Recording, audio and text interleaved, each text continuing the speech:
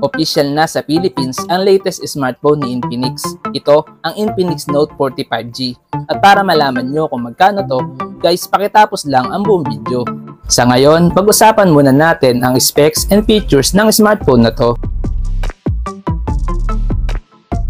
Meron nga pala siyang 6.78-inch Full HD Plus AMOLED display with 1080 by 2436 pixel resolution. May up to 120Hz refresh rate with 240Hz touch sampling rate. At ito ay may 1300 nits peak brightness. Ang Infinix Note 40 5G ay may operating system na XOS 14 based on Android 14 with MediaTek Dimensity 7020 6nm chipset at may IMG BXM 8256 na GPU. Ang smartphone na to ay may 12GB of RAM with 512GB of internal storage. Pagdating naman sa camera, guys, ang Infinix Note 40 5G ay may triple rear camera setup with 108MP main camera. Tapos guys, meron siyang dalawang 2MP cameras na kasama with quad LED flash, HDR, and panorama. At kaya niya mag-record ng video up to 1440p at 30fps.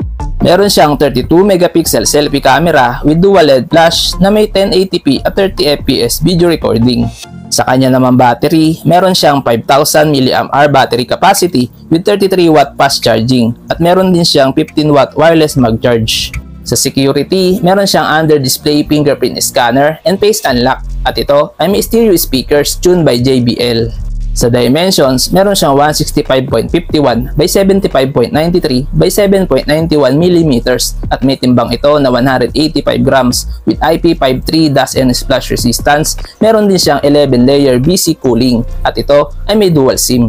Sa connectivity, meron siyang 5G, Wi-Fi, Bluetooth, GPS, NFC, IR Blaster, FM radio, OTG, and USB Type-C. Ngayon naman guys, dito na tayo sa kanyang official price. Ang official price ng Infinix Note 40 5G ay 12,999 pesos. Ano sa tingin nyo guys? Sulit ba ang Infinix Note 40 5G? Please comment down below. Hanggang dito na lang muna ang video natin guys. Huwag nyo nga pala kalimutan mag-subscribe sa ating YouTube channel para lagi kayong updated sa ating mga video. Maraming salamat!